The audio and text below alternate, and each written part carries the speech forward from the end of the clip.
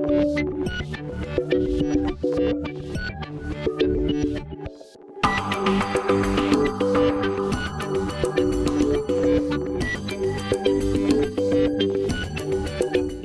esta comisión de selección, nos da un enorme gusto recibirlos esta mañana en nuestra fase, en la fase de entrevistas de este proceso de selección de un integrante al Comité de Participación Ciudadana que relevará a Luis Manuel Pérez de Acha, que presentó su renuncia al CPC el 9 de enero pasado. Me da mucho gusto recibir a Aurelio Acosta Villada, uno de los seleccionados para pasar a esta fase en el proceso de selección. Mucho gusto, muchas gracias por su participación. Voy a explicar cuál va a ser la metodología de esta sesión. Cada candidato, en su caso usted, tendrá 15 minutos para transmitir a los miembros de la Comisión de Selección y a la sociedad mexicana lo siguiente: su visión sobre el Comité de Participación Ciudadana, necesidades de corto plazo y retos de largo plazo en su funcionamiento, las razones por las que su candidatura es idónea y cuál sería su aportación personal a la labor de un cuerpo colegiado como el CPC. Que nos resalte, por favor, los elementos de su perfil, experiencia profesional y rasgos de su carácter que contribuirían a lograr los objetivos del Comité de Participación Ciudadana, su papel en la promoción de vínculos con la sociedad mexicana y su experiencia en cuerpos colegiados.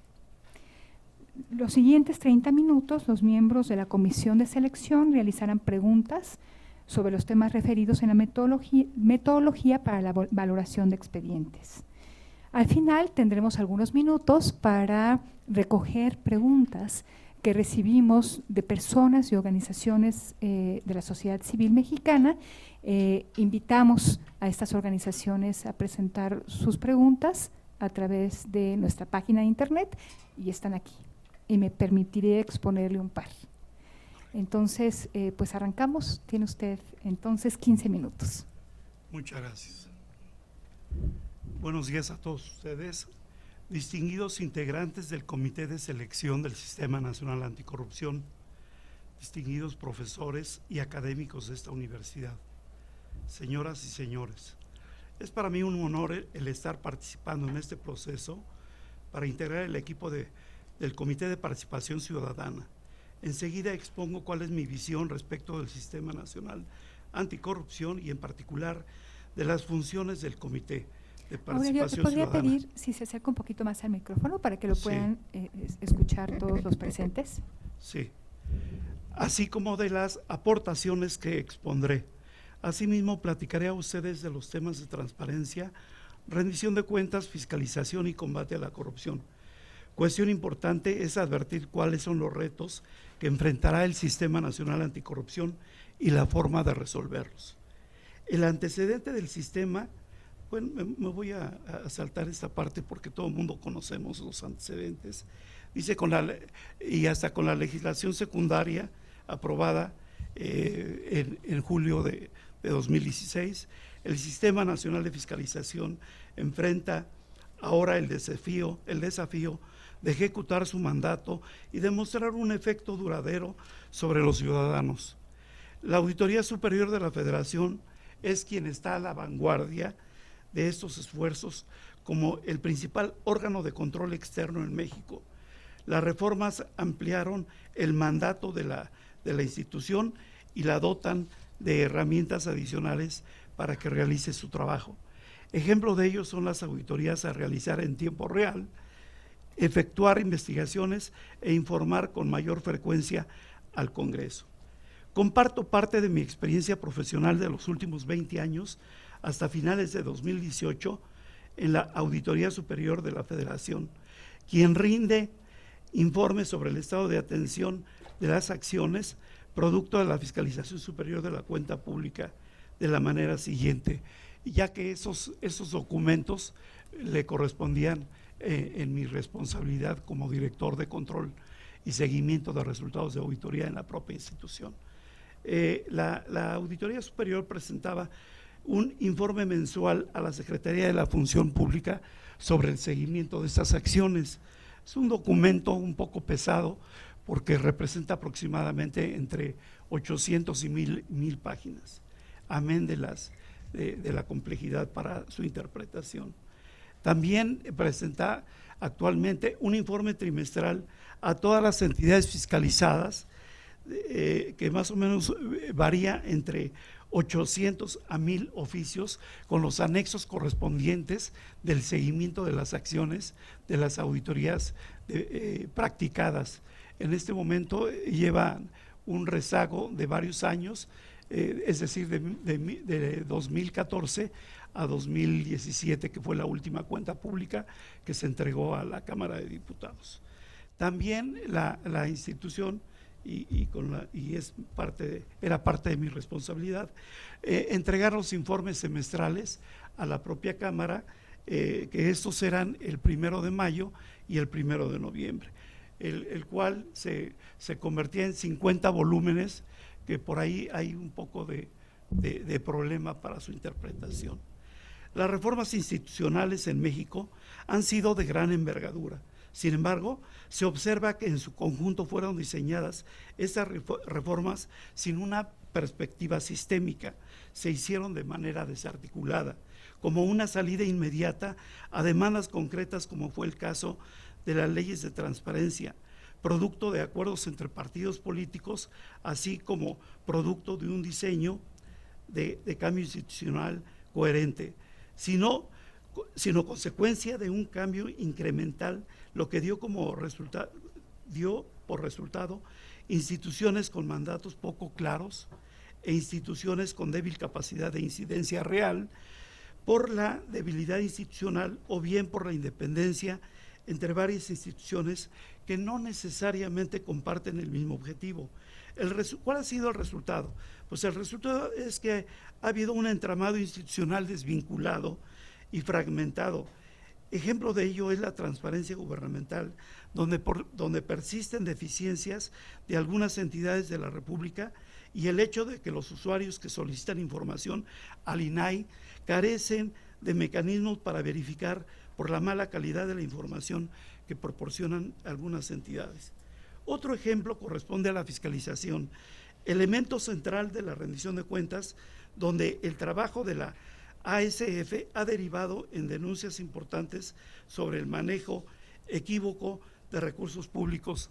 Hace algunas semanas el auditor superior hablaba de 800 denuncias de carácter penal, de las cuales un porcentaje mínimo son las que se han atendido. Estas no parecen incidir en la capacidad cotidiana de las instituciones, en el seguimiento o sanción. Es prerrogativa de otras instituciones, como el propio Poder Legislativo, los órganos de control interno, el Ministerio Público Federal y otras. La eficacia del Sistema Nacional de Fiscalización y las reformas recientes también dependen de otros participantes, como la Secretaría de la Función Pública, responsable del control interno, así como los órganos de auditoría gubernamental subnacionales, donde los marcos jurídicos, las capacidades, los recursos y las necesidades son distintos. En un sistema de rendición de cuentas y supervisión, los vínculos entre las entidades de fiscalización, el Poder Legislativo, el Poder Ejecutivo y la ciudadanía organizada en comités de participación ciudadana influirán sin excepción sobre el impacto del trabajo de las instituciones que integran el Sistema Nacional de Fiscalización. El éxito de las reformas en México exigirá una implementación eficaz y acciones coordinadas entre todos estos participantes. Es el caso de los poderes ejecutivo, legislativo y judicial, que realizan los contrapesos en la administración pública. De igual manera están las entidades federativas y los 2.457 municipios, solamente algunos de ellos, porque la Auditoría Superior no fiscaliza a todos. Como se puede observar, son los mecanismos de fiscalización federal, estatal y municipal los que van a prevenir y sancionar los actos de corrupción. Por ello, la finalidad de la fiscalización superior en perspectiva será satisfacer la creciente demanda de los comités de participación ciudadana de vigilar la aplicación honesta y transparente de los recursos de la Hacienda Pública Federal. El proceso de democracia participativa por el que transita nuestro país generará en este sexenio la necesidad de fortalecer la labor fiscalizadora y a los órganos encargados de llevarla a cabo con el fin de vigilar el manejo de los recursos públicos y como consecuencia robustecer al Estado y sus instituciones.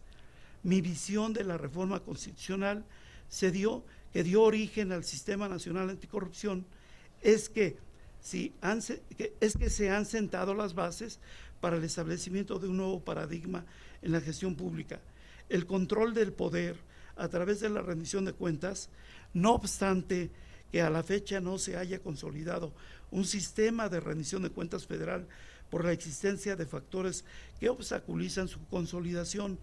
Algunos de estos factores son los siguientes. 1. La desarticulación de los componentes de los procesos de revisión y vigilancia del gasto público, el control interno, el control externo y la transparencia. Número 2.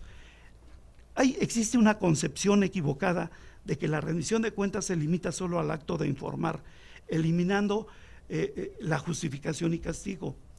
Falta de homogeneidad en la elaboración de informes que presentan los entes de gobierno, lo que impide verificar los resultados de la gestión pública. 4. Inexistencia de registros que documenten los actos de autoridad como consecuencia del saqueo de la información al término de cada gestión. No diría de cada sexenio, porque también los presidentes municipales pueden terminar mucho antes, ¿no? 5. Existen vacíos, duplicidades y contradicciones normativas para evaluar el desempeño de los ejecutores del gasto público, impuestos y deuda pública. 6. Falta de sistemas de evaluación del desempeño. 7.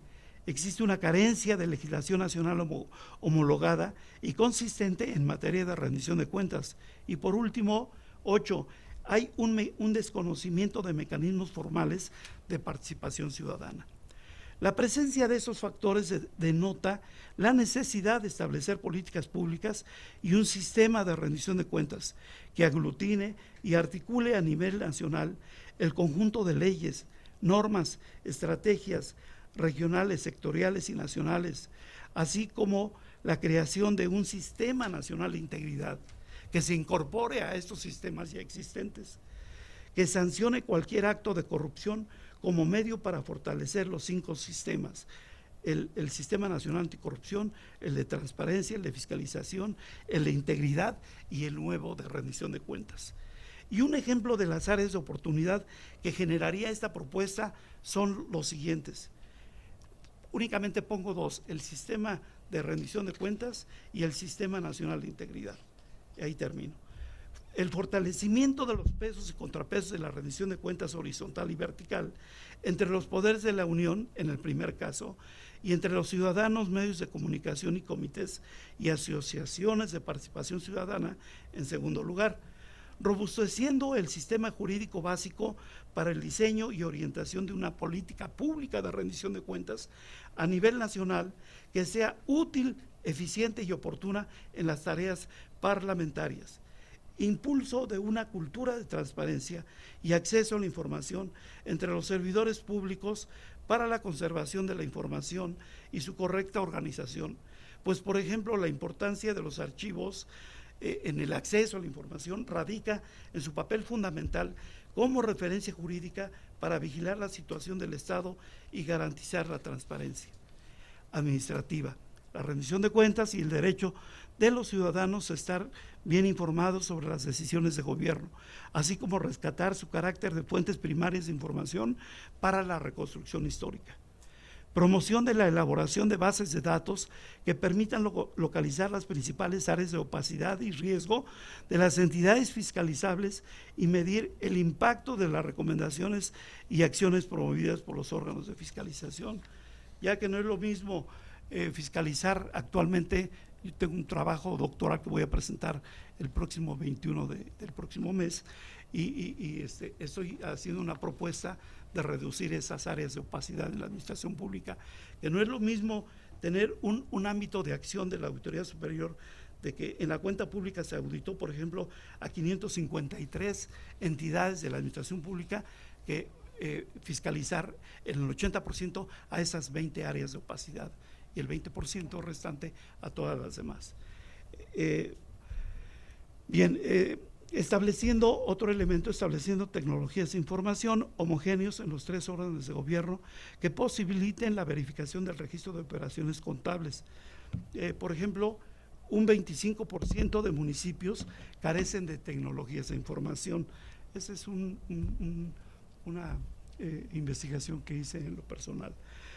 Reformar el sistema de responsabilidades de los servidores públicos a fin de promover la responsabilidad individual de la toma de decisiones y de que las instancias encargadas de vigilar el gasto público cuenten con mecanismos efectivos para sancionar las conductas ilícitas. La política debe de ser cero tolerancia a la corrupción, instrumentar esquemas de modernización administrativa eficiente que eliminen el exceso de burocracia, tramitología y discrecionalidad. Desarrollo de un sistema integral de capacitación y certificación profesional que permita la formación de personal especializado en base en estándares internacionales para garantizar el ejercicio profesional de la función fiscalizadora. Por último, hablaré del Sistema Nacional de Integridad. Dice, dicho sistema debe o deberá imponer especial atención en las 5 dimensiones vinculadas a la integridad que ha descrito la metodología de la INTOSAI, que es la institución internacional que aglutina a todas las entidades de fiscalización superior en el mundo. 1. Responsabilidad de la integridad, que alude a los servidores públicos que actúen con la integridad cuando observan los valores y normas de buena administración, actuando en todo momento en beneficio del público y del bien general. 2. Precondición con la autoridad gubernamental y confianza pública. La integridad es un requisito para un desempeño eficaz y eficiente de la administración pública, lo cual conlleva a una mejora de la gobernabilidad y legitimidad. 3. Integridad, no solo leyes y reglas, también responsabilidad moral. La naturaleza de las leyes es que son de carácter general y abstractas, por lo que no pueden contemplar todas las conductas humanas en todos los escenarios posibles, por lo que debe existir un punto moral de partida que permita a los servidores públicos actuar de manera aceptable en aquellos espacios en que la ley les faculta para actuar de manera discrecional. 4. Política de integridad, no solo sanción, sino sobre todo prevención. Una política de integridad incluye medidas preventivas y sancionatorias, siendo más eficaz la preventiva y en términos de costo-beneficio, cada centavo invertido en la prevención supera cada centavo erogado para subsanar el daño. Por último, la quinta política de integridad continua es la integridad y las políticas de integridad que deben ser elementos permanentes en la gestión organizacional, debiendo ser considerada una política de carácter estratégica. Esos son los retos: integrarlos, coordinarlos, auspiciarlos con la experiencia ciudadana, con tal para destruir esa hidra que es la corrupción. Este es nuestro compromiso. Muchas gracias. Muchas gracias, Aurelio.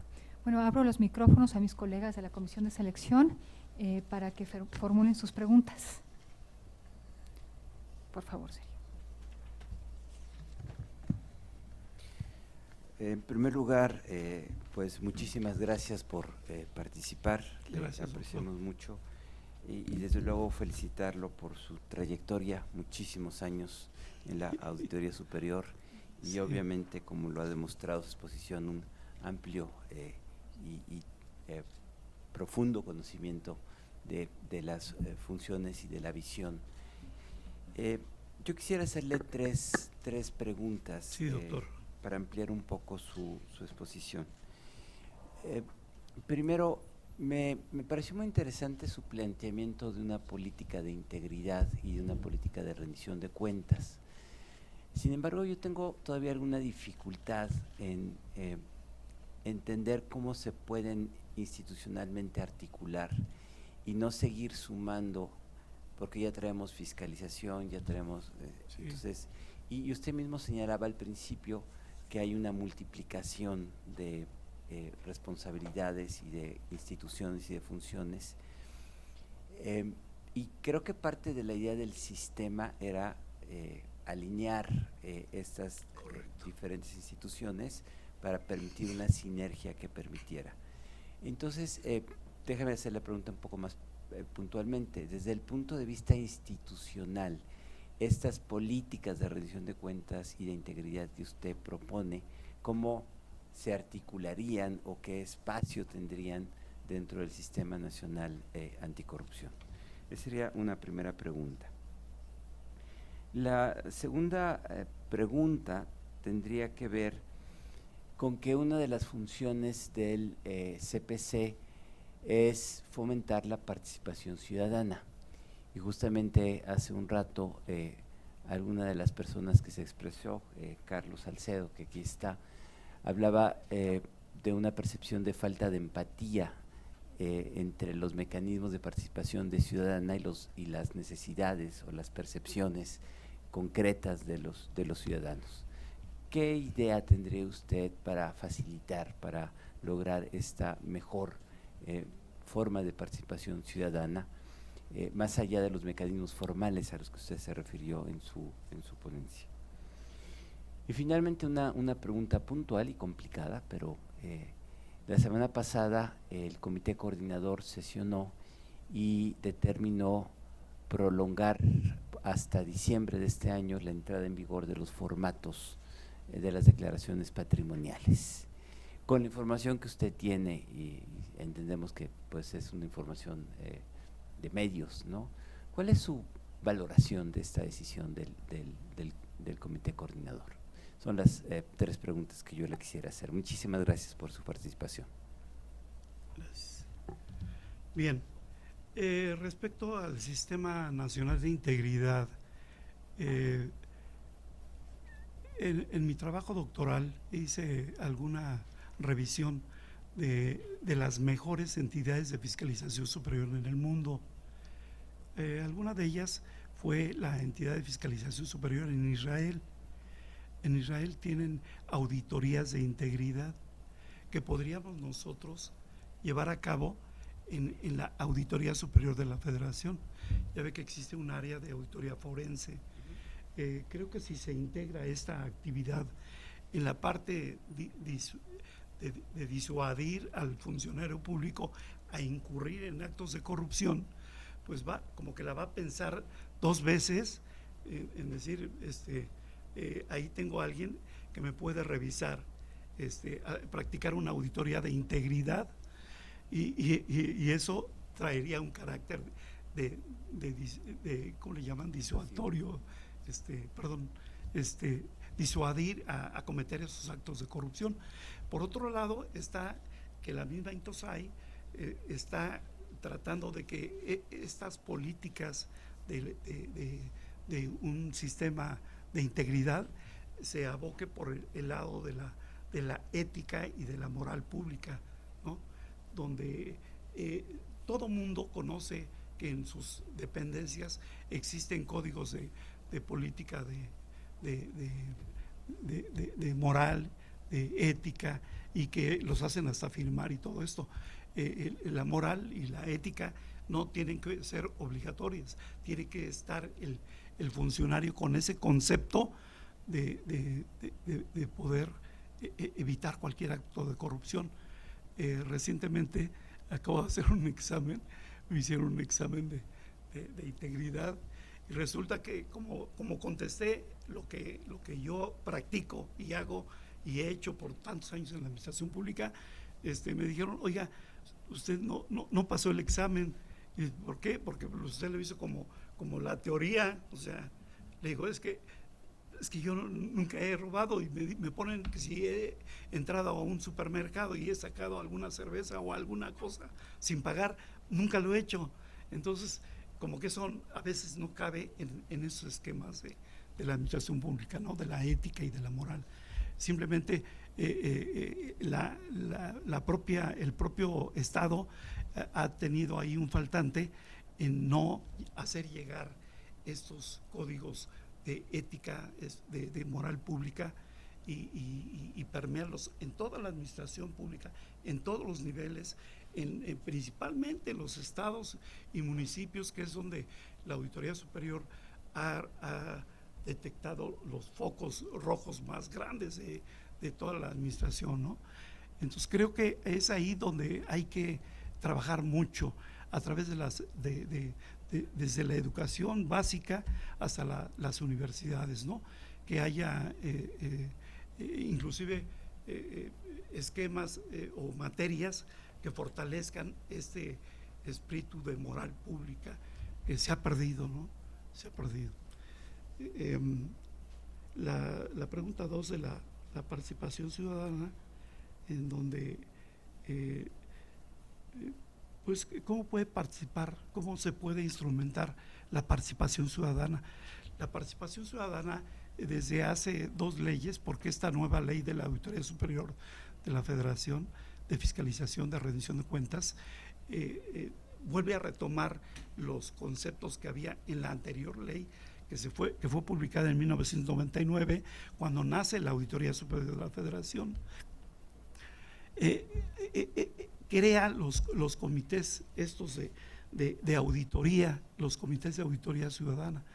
Creo que se ha rezagado, y la misma Auditoría Superior, la Secretaría de la Función Pública y la Unidad de Evaluación y Control, que es la que fiscaliza a la Auditoría Superior, como que han hecho caso omiso de esos comités de auditoría, donde la participación ciudadana es muy importante. Yo diría es trascendental para evitar que el funcionario público se corrompa, ¿no? Entonces ahí hay un elemento que no se ha rescatado. Por último, esta parte de la declaración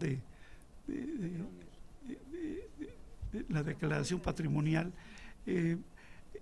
siempre a mí que me ha tocado participar en grupos o que me tocó participar en grupos de funcionarios en la Auditoría Superior, en reuniones con gobernantes en estados, municipios, de la Administración Pública Central, pues escucha uno los miedos de los funcionarios de hacer públicas sus declaraciones, porque dicen, si así me ven más o menos en un carro de regular calidad, soy un prospecto para un secuestro o un robo, imagínense si saco a la luz pública lo que tengo, mis posesiones. Tengo un departamento, una casa, 2 automóviles, estas cuentas. Ese es el miedo que existe y que yo mismo me he abstenido de que publiquen mis datos, ¿no? Porque digo, no sé, para mí sí me han amenazado por teléfono de que tienen secuestrado a alguien de mi familia. Por fortuna, bueno, pues uno sabe a veces cómo actuar, y simplemente son grabaciones en las cuales uno las desecha.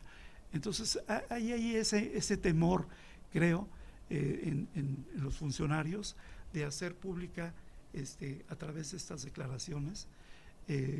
Yo creo que si la misma norma, la ley o los procedimientos o no sé, la opinión a veces de la ciudadanía respecto al divorcio que existe entre los funcionarios públicos, acercarse y dar sus opiniones para que efectivamente sean públicas estas declaraciones patrimoniales, porque pues no es lo mismo lo que gana un jefe de departamento, un subdirector o director de área, a lo que ganan ya lo que la misma administración pública identifica como mandos públicos superiores, que son los directores generales, hasta llegar al presidente de la República, ¿no? Es ahí donde existe un gran divorcio, ¿no? El personal operativo, que son los directores de área hacia abajo, no ganan ni perciben lo mismo que los niveles superiores, ¿no? Ahí habría que analizar con mucho detenimiento, con mucho cuidado, esa parte, para verdaderamente sí hacer público la percepción del funcionario. Creo que esto se enlaza muy bien con lo del Sistema Nacional de Integridad, porque el funcionario que tiene ya una riqueza o una serie de propiedades, a la hora que va a ingresar a la administración pública y esté él en conocimiento de que en cualquier momento puede ser objeto de la fiscalización a través de una auditoría de integridad, pues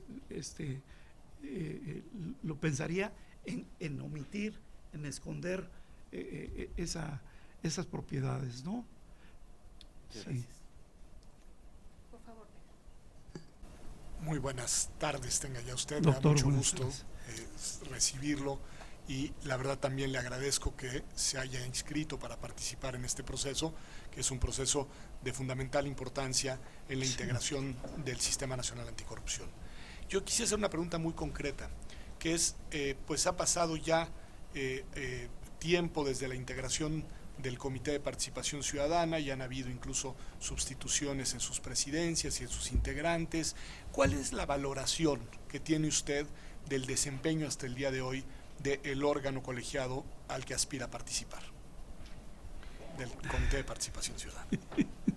Fortalezas, debilidades, éxitos, fracasos, etcétera.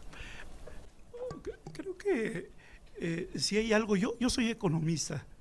Yo soy economista, sin embargo, me hubiera gustado tener una formación de abogado. Ahora me doy cuenta, después de tantos años, porque inclusive en mi tesis de maestría y ahora en esta del doctorado, le doy el énfasis suficiente a mantener el Estado de Derecho. ¿Qué es el Estado del Derecho? Es la cero tolerancia a violar la ley, a respetar la ley. En este país como que es muy fácil, pues no lo hago, y a sabiendas de que la ley lo exige, ¿no? Creo que el Sistema Nacional Anticorrupción es un modelo político, es un modelo administrativo, es un modelo de todas las esferas, de todas las vertientes, porque está dando participación a la sociedad, que debe de ser fortalecido. Por eso mi interés en sumar, no en restar, en sumar, y porque creo que aunque haya nacido cojo, aunque haya nacido todavía sin recursos, aunque se le haya escatimado presupuesto, aunque ahorita todavía no logre articularse con las dependencias que deben de participar ahí, nada menos, perdón por lo que voy a decir, pero ahorita nada menos la Secretaría de la Función Pública ya no está recibiendo los informes mensuales de la Auditoría Superior de la Federación, y la ley, porque hay un convenio de colaboración, obliga a que la fiscalizadora debe de reportar a la Función Pública el estado de atención de sus acciones de todas las dependencias. ¿Para qué? Pues para resolverlas, porque si no, lo que está haciendo es prohijando la corrupción. Entonces, ahí debe de participar el Sistema Nacional de Fiscalización, y el Sistema Nacional de Fiscalización aún falta todavía madurar un poco más y fortalecerla con todos los instrumentos operativos que hace falta consolidar, porque sí hay que sumarle.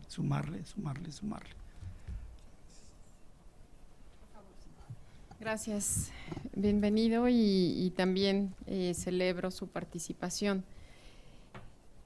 De acuerdo a la experiencia que usted tiene, que es esta riqueza de conocimiento en la administración pública, en lo que usted en este momento está participando y se incorporaría, pues básicamente es desde el otro enfoque, ¿no? Que es desde la participación de la sociedad, la activación de la sociedad. Y me parece que una fortaleza que usted tiene, pues es precisamente, o radica en el conocimiento que tiene de el funcionamiento operativo de la administración pública. Mi pregunta es básicamente, ¿qué áreas de oportunidad usted encuentra en cuanto a que pueda realmente, operativamente, funcionar la activación de la participación ciudadana, pero en todo el país. Creo que esta agenda anticorrupción, que sin lugar a dudas el componente que ha sobresalido o que tiene que sobresalir es el de la participación de la sociedad en esta agenda anticorrupción. Sin embargo, me parece que no se ha logrado activar esta participación.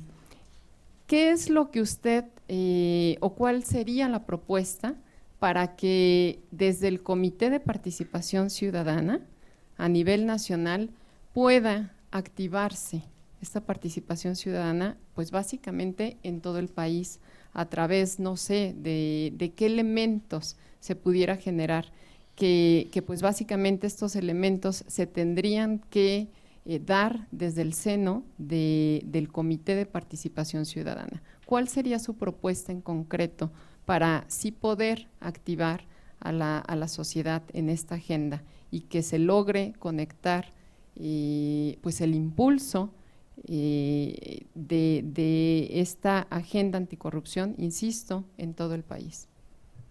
Con todo gusto, licenciada. La estructura que guarda toda la administración en materia de fiscalización, pues tenemos la Auditoría Superior y tenemos entidades de fiscalización superior en los estados. En los municipios existen órganos de fiscalización o de contralorías muy pequeñas y no tienen absolutamente nada de fuerza, porque pues son personas que las impone el propio presidente municipal. Pero sin embargo tenemos ahorita, y era lo que decía yo al doctor Salazar, tenemos esa oportunidad ahorita de fortalecer las leyes del Sistema Nacional Anticorrupción en cada estado de la República. Existen algunos gobernadores, algunos gobiernos estatales que se rezagan y no han finalmente autorizado. Ahí sí es, en ese punto todavía no sé si existen todavía algunas entidades federativas de implementar estas leyes del Sistema Nacional Anticorrupción. Pero lo que hay que hacer es obligarlos a instrumentar primero la parte legal y después que el propio sistema, a través de algún mecanismo de nivel central, empiece, como lo hace actualmente la Auditoría Superior, a supervisar la participación de esos órganos de participación ciudadana en cada estado. Ya no llego hasta nivel de municipio, porque como está de inseguro gran parte de la República, como que es ahorita muy sería muy tonto hablar de acercarnos a los municipios, ¿no?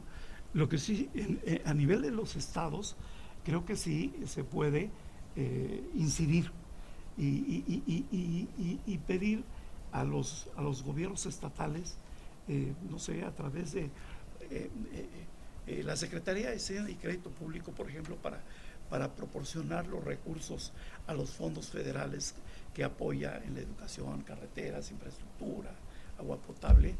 Lo hace a través de un programa, de un plan. Creo que algo parecido podría hacer el Sistema Nacional de Fiscalización. Es decir, no te doy si no me compruebas la participación de la ciudadanía, ¿no?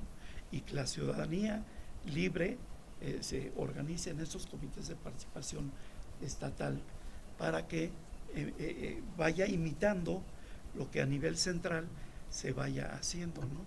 Multiplicar ese conocimiento y esas experiencias a nivel estatal. Creo que sería la forma, el mecanismo, ¿no? De momento no le veo otra forma, tiene que ser institucional la forma de entrar, ¿no? Sí. Gracias. No, gracias. Buenas tardes. Buenas tardes, Me doctora. uno al reconocimiento de mis compañeros. Aurelio, muchas gracias por estar aquí esta mañana. Yo le quisiera preguntar dos cosas. Bueno, una es, no entendí muy bien a qué se refiere, a que sería muy tonto llegar hasta los municipios con la inseguridad que hay, entonces si nos pudiera explicar a qué se refiere. Y la segunda pregunta es que en México nos cuesta mucho trabajo pasar de la ley a la acción, ¿no? Y de la ley a realmente que las instituciones funcionen. Si usted llegara a ser parte de este Comité de Participación Ciudadana del Sistema Nacional Anticorrupción, ¿cómo ve usted que su participación va a ayudar a resolver parte de este reto de pasar de lo que dice la ley a que realmente funcione como un sistema, el Sistema Nacional Anticorrupción? Gracias. Me refería, cuando hablo de los municipios, yo creo que voy a atender las dos preguntas que me hizo en una sola. Voy a intentar ligarlas. Yo salí en 1977 de la universidad y una persona que había sido mi jefe lo nombraron delegado de la recién creada Secretaría de Programación y Presupuesto en el estado de Puebla. Y me mandó llamar para invitarme a trabajar con él y me dice, oiga, ¿se acuerda de todo lo que me decía usted de apoyar a los campesinos en los municipios y esto? Dice, mire, aquí están estas llaves de esta camioneta y tiene cualquier recurso que necesite usted, vaya y apoye con servicios médicos rurales, con caminos de terracería, centros deportivos, que era una cosa de donde jugar básquet y todo ello. Dice, para que yo le apoye, para que los municipios se vean beneficiados con esto.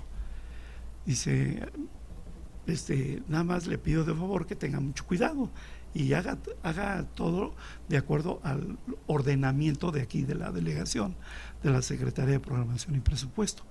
¿Cuál era el mecanismo de participación para que la gente que necesitaba agua potable en su municipio, en su pueblo, lo obtuviera? ¿Cuál era el mecanismo para que algunos jóvenes que estaban sin escuelas o sin aulas o sin techos o sin pizarrones tuvieran esto? Había lo que yo le llamo el abuelo de solidaridad, que eran los COPLADES, eran unos comités de planeación en los estados, ¿sí? Comités de planeación de desarrollo económico regional. Estos comités realmente sí operaban, y sí operaban porque el propio gobernador a veces asistía a estas reuniones en donde estaban todos los delegados de carácter federal y les decía, ¿sabes qué? El recurso que te voy a dar está supeditado, pero a que me traigas los avances de obra, ¿no? Y entonces creo que había una instancia a través del cual podían obtener los recursos y los pueblos se veían beneficiados pues con las obras muy pequeñitas que a veces solicitaban, porque pues a veces los municipios no saben que hay recursos para crear infraestructura. Creo que ese sería un mecanismo. Ya no existen estos comités de planeación, pero existen ahora otras instancias que se están creando y una de esas instancias serían los órganos que van a manejar el Sistema Nacional Anticorrupción en cada entidad federativa. Creo que ahí se podría invitar a estas representaciones ciudadanas para fortalecer a los estados y a los municipios, porque es verdaderamente muy difícil entrar a los municipios. Eso fue en el 79, 80, entonces imagínense de 80 para acá ya llovió y sin embargo pues uno cuando sale de paseo allá a provincia todavía ve uno esa lacerante miseria en los municipios, ¿no? Y la verdad es que con mucho entusiasmo creo que hay jóvenes como el compañero, yo creo que estarían gustosos de participar en estos comités. Y así como aquí en la ciudad existen esos jóvenes, en provincia existen mucho más. Y esto pues redoblaría ese esfuerzo que requiere el Sistema Nacional de Fiscalización. Aurelio, se nos está acabando el tiempo, pero yo quisiera hacer una pregunta concreta y le ruego si me responde también de manera muy concreta. Usted habló del trabajo monumental que hace la Auditoría Superior de la Federación, de las miles de hojas que produce en su trabajo de fiscalización de la cuenta pública, y sin embargo los ciudadanos percibimos que no pasa nada con ese trabajo, que 800 denuncias no concluyen con procesos judiciales a personas implicadas en actos irregulares, que el trabajo de la auditoría tampoco está informando la toma de decisiones. ¿Qué le faltó? ¿Qué le falta al trabajo de la auditoría para que esto tenga repercusiones? ¿Qué propondría desde el CPC para que el trabajo de la auditoría tuviera consecuencias? Muy buena pregunta.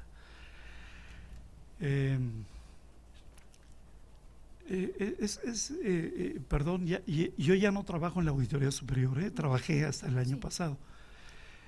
Sin embargo, en la medida que pude luchar por hacer más claro estos informes, pues sí logramos cierto avance,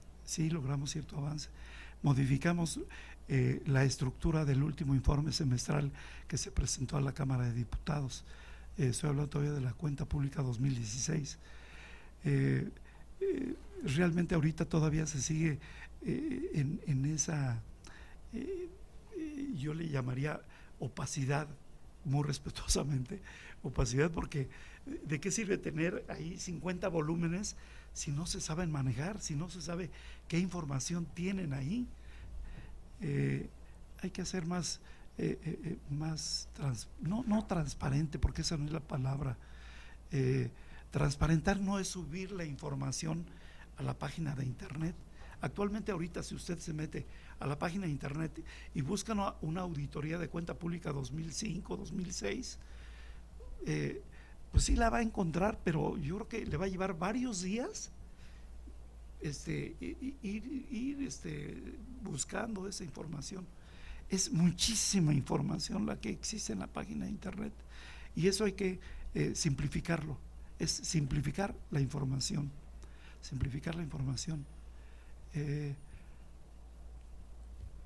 ¿Cómo hacer participar a la sociedad en estos, esta? Sí, de estar usted en el Comité de Participación Ciudadana, ¿qué propondría para hacer el trabajo de la auditoría más relevante con consecuencias? Sí. En los textos académicos a veces se encuentra uno con que las cosas no se hacen porque no hay una voluntad política, pero hay algunos otros académicos de más avanzada que dicen no es que haya voluntad política, o como decía en algún momento algún otro izquierdista, no, es que cuando las cosas quieres que se hagan, es que hay que hacerlo, obligar a hacerlo, y esa obligación es la aplicación del Estado de Derecho, es decir, que se haga porque lo establece la ley, no porque el funcionario público quiera o no quiera. La participación ciudadana se va a dar porque es la parte soberana en una nación, en un país democrático como se jacta México. Esa parte soberana, pues nosotros la tenemos representada allá en el Poder Legislativo a través de la Cámara de Diputados, pero ¿quién presiona a ese Poder Legislativo? La ciudadanía, y la ciudadanía debe de organizarse a través de estos comités, de estas asociaciones civiles, ¿no? para ir más allá. Muchas gracias, Aurelio. Pues voy a tomar una pregunta de nuestra tómbola, de manera aleatoria. Esa es una pregunta de la organización Transparencia Hidalguense. ¿Qué hacer para que los comités de participación ciudadana de los estados funcionen con objetividad e independencia? ¿Qué hacer? Pues ya lo decía yo, ¿no? Se tienen que organizar, los tienen que fortalecer, los gobiernos estatales deben de fortalecerlos con lo que marca la ley. Y a nivel central, pues también por parte del Sistema Nacional Anticorrupción, obligarlos a ir cumpliendo cada una de las esferas de los mecanismos del sistema, ¿no? Es la forma, hay que hacerlo así. Aurelio, pues con esto concluimos con esta sesión de entrevista. Le Gracias. agradecemos muchísimo su participación. Vamos a tener una sesión pública hoy por la tarde, donde pues daremos a conocer la decisión Correcto, de este grupo. correcto. Muchas gracias. No, muchas gracias a todos ustedes. Muchas gracias. Gracias, Aurelio. Gracias. Que vaya muy bien. Gracias, doctor.